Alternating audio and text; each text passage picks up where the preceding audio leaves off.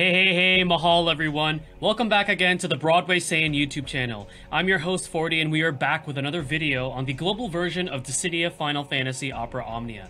In today's video, we're going to be discussing the upcoming character event, which is going to be featuring Final Fantasy XI's PRISHE. Now, going off of the Japanese version of the game's timeline, the next event after the Tidus event is going to be Final Fantasy XI's PRISHE. So without further ado, let's go ahead and get right into this event. So the first thing that we're going to go ahead and take a look at is the banner that is going to be coming out for the FF11 PRISHE event. Now, as we saw with the Final Fantasy X Tidus event, they decided to give Global 35 CP weapons early. So more than likely for the PRISHE event, they are going to be giving us her 35 CP in her banner along with the 15 CP weapon. I don't see any reason why they would change that up on us now that they've given it to us. So we're just going to go ahead and take a look at what those weapons are. So her 5-star 35 CP weapon is called Svarai. So it has the same name as Ida's 15 CP weapon. Now keep in mind the names of these weapons and the abilities and also the name of the event could be subject to change for the global release of this event compared to the Japanese version, but that's probably the only thing that's going to be changing. So for 35 CP weapon increases the potency for both her spin attack and her backhand blow. Spin attack's brave damage is also moderately increased when there is only one enemy that is being targeted. So that means that there's only one enemy that is currently being battled, the brave attack damage for spin attack is going to be increased. It also grants a small brave up and a small physical attack up for 5 turns after using the spin attack ability, and it turns PRISHE's Brave Attack to Brave Attack Plus and HP Attack to HP Attack Plus after using Spin Attack. So a lot of effects and passives that are happening with the 35 CP Svarai weapon for PRISHE. The next one that is going to be featured is the 5-star, I believe it's pronounced Koenig's Knuckles, which is her 15 CP weapon. So this increases the potency for One Limb Punch and Howling Fist. It's also going to be featuring her 4-star Darksteel Knuckles and her 4-star Temple Cyclist. Along in this banner with PRISHE is going to be King from Final Fantasy Type 0 and Final Fantasy XIV's Y'shtola. So we're just going to quickly go over their weapons. King's 5-star Judgment, his 15 CP weapon, is going to be on this banner. Increases the potency for his rapid bullets and also grants him a small attack up for 1 turn. It also is going to be featuring his 4-star Twin Magnum and his 4-star Ballistic Armor. And then for Y'shtola is going to be her 5-star Thyrus, which is her 15 CP weapon, which increases the potency for her stone ability and adds a small defense down for 1 turn after using stone on the enemy. It also has her 4-star Budding Wand and her 4-star Imperial Operative Dalmatica. Now, what do I think of this banner? Should you pull on this banner?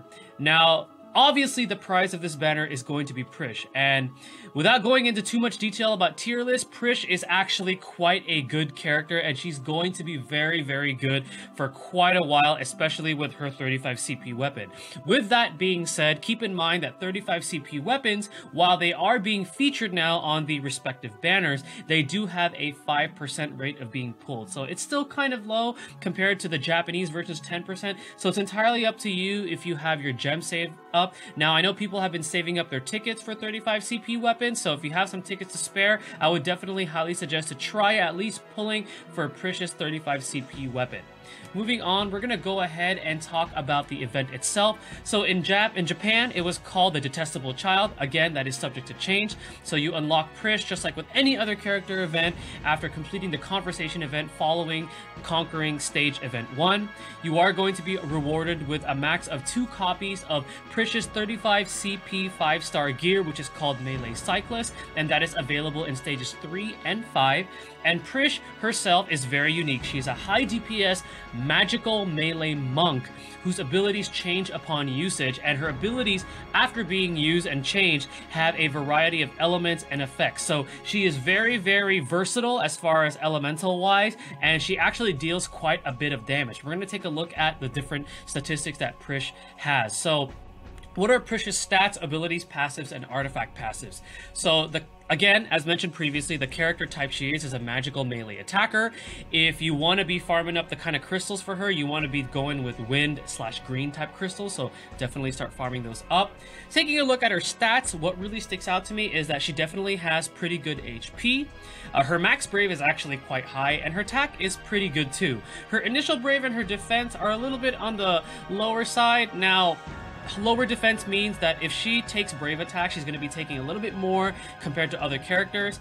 And while her initial Brave is low, we're actually going to take a look at, her different passives and abilities, and you're going to see that even though she has low initial Brave, it doesn't really matter because of the type of character she is. So the two abilities that she has is One Limb Punch. Now, I have a feeling they were paying homage to Bruce Lee when they named this ability, and I really want to call it 1-inch punch because I feel like it sounds better that way, but it's called One Limb Punch. So One Limb Punch is a 5-hit Brave attack, and then after usage, it transforms into Howling Fist Transfixion, and then her Spin Attack, which is her ability 2, changes into Backhand Blow Detonation. And then her second ability is Spin Attack, which is a 1-hit AoE Brave attack, so she has options to deal AoE Brave damage, which is amazing.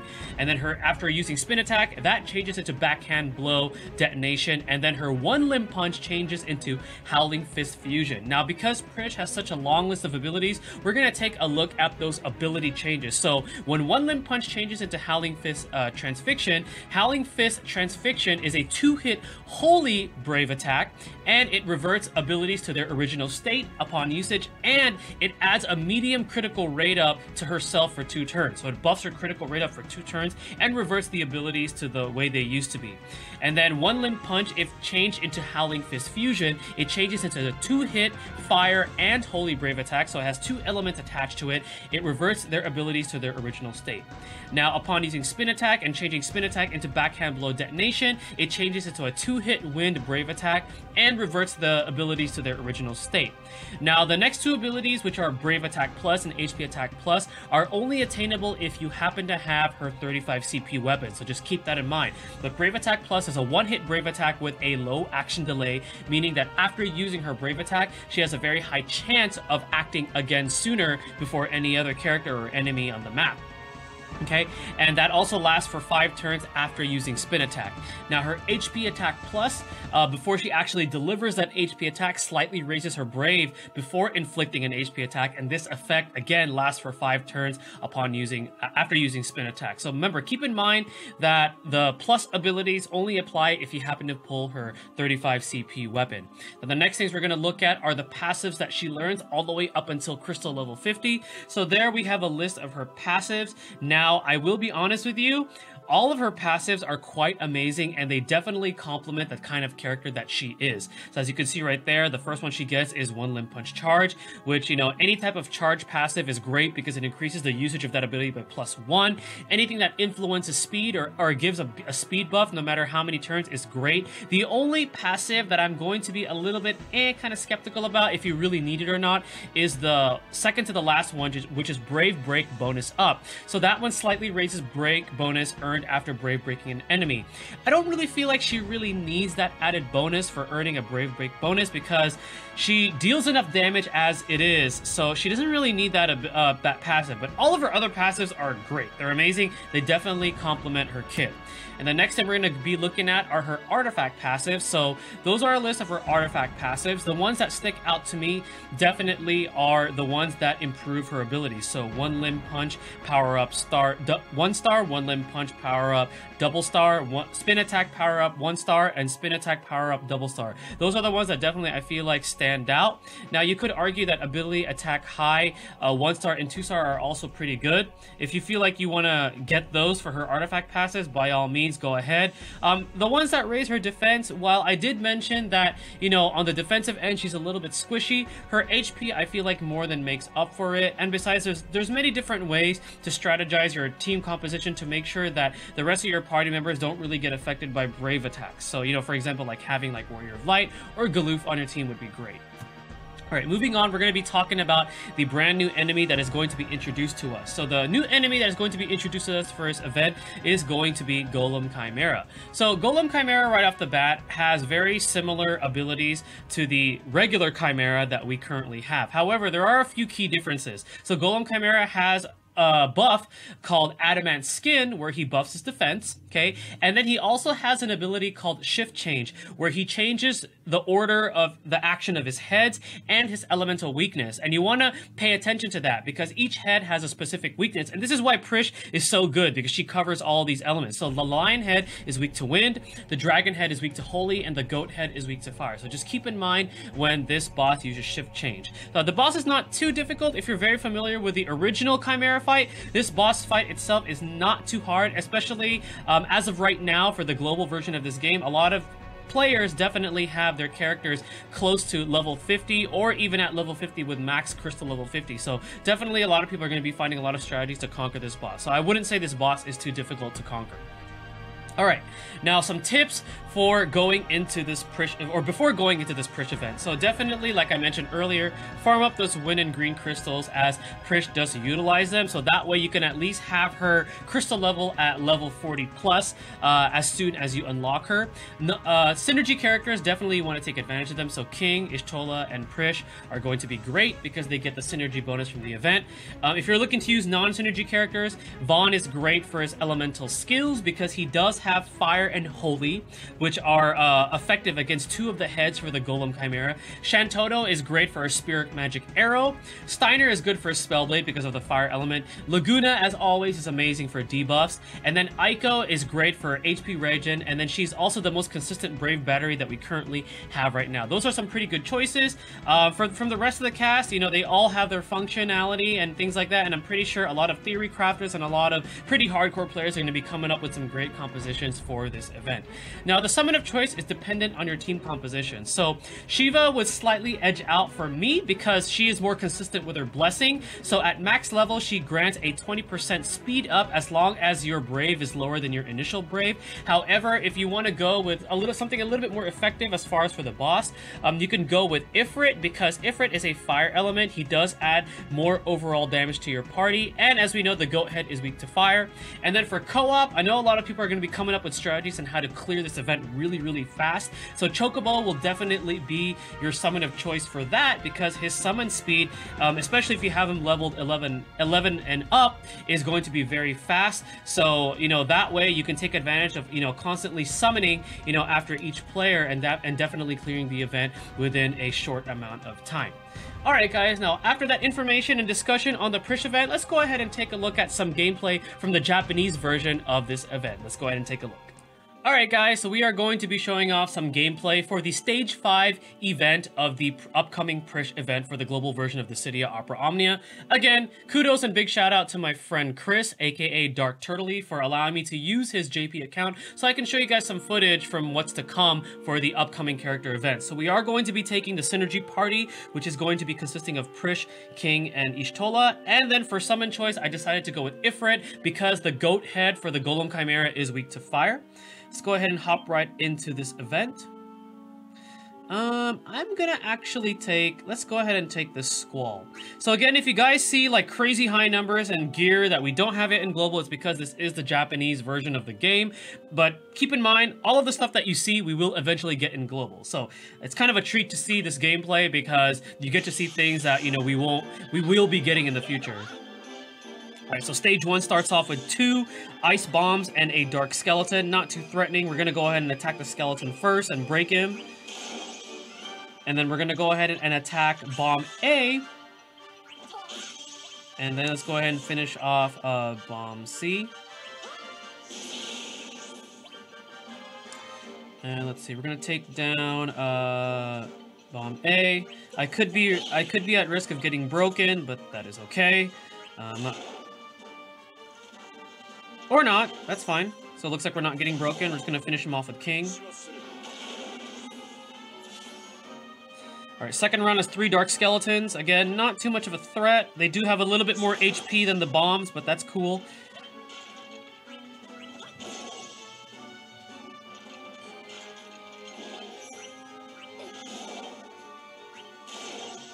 Alright, so we are going to take out C.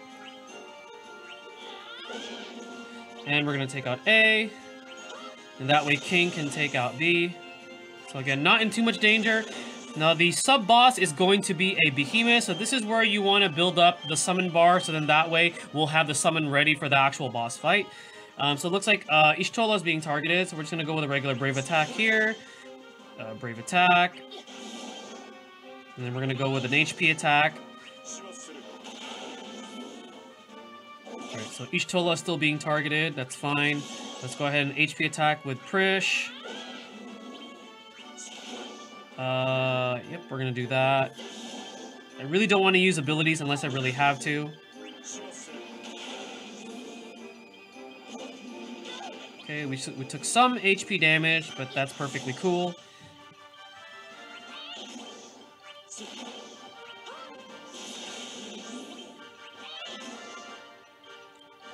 Alright, so now he's about to use his buff where he charges up for his AoE, but it looks like we have the chase sequence available, so we're gonna go ahead and take advantage of that. More than likely, we're gonna be... Yeah, there we go. We filled up the summon bar as I thought.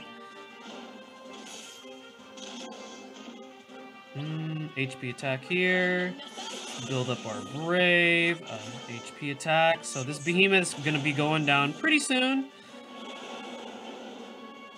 He's going to be using the AoE ability on us. Alright, we're just gonna go ahead and let him use it. I just want to be on the safe side and not get broken. And there we go. Alright. So not in too much danger. We're going to go ahead and move on to the next mob. So the next mobs are 2 Magitek Armors. They're not too threatening either because once you break them, they do go into this state where they're like frozen for a few turns. So not in too much danger here. And they have pretty low HP, surprisingly, for being Magitek Armors. Alright. Now we're going to go ahead and go into the Golem Chimera. So the boss fight that is going to be brand new and introduced for the Prish event. Alright, so the head that's glowing right now is the goat head, meaning that the current weakness of this boss is fire. Let's see. Not fire. Oh yeah, wait. Yeah, it is fire. Sorry. We're going to go ahead and use just a regular Brave attack. We should be fine. We're actually going to use her spin attack because I want to change her one limb punch to a fire holy ability. Let's see here. With Y'shtola, let's go ahead and just use a regular Brave attack. And then let's use the, what was it? The upgraded version of one limb punch, the changed ability. There we go.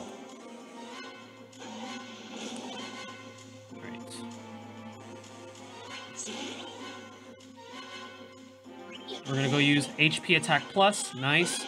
And then looks like he built up his Brave again, so we're going to use... let's use spinning attack again. Nice. Awesome. HP attack with King. Let's use Medica.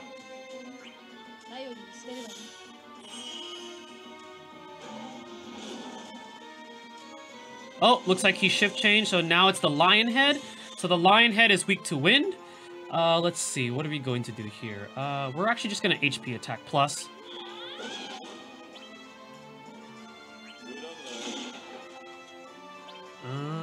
Let's see, so we're going to use...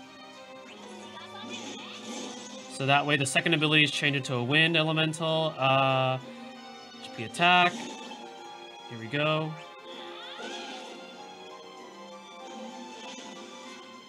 So... Alright, now the Dragon Head is up, so the Dragon Head is weak to Holy.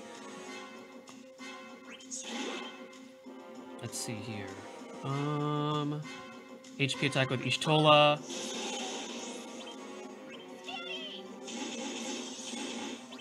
And as you can see, because of the low action delay on her ability, she gets to take her turn again.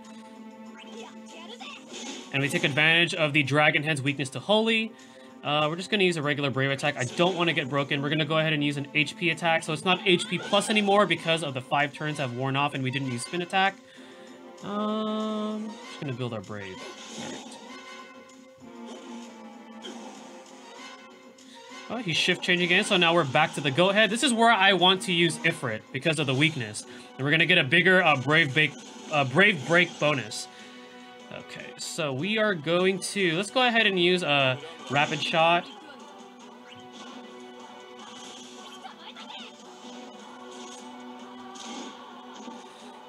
We're gonna use her Medica to give everybody a brave boost. Nice. Alright. So now we're gonna HP attack. Deal massive amount of damage. Nice. Okay. So it's the goat head, so we're gonna use spin attack.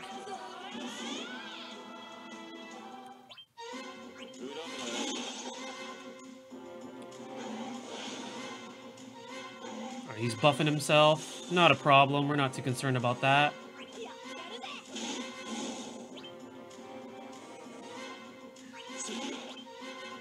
We're gonna use stone to delay him. HP attack plus.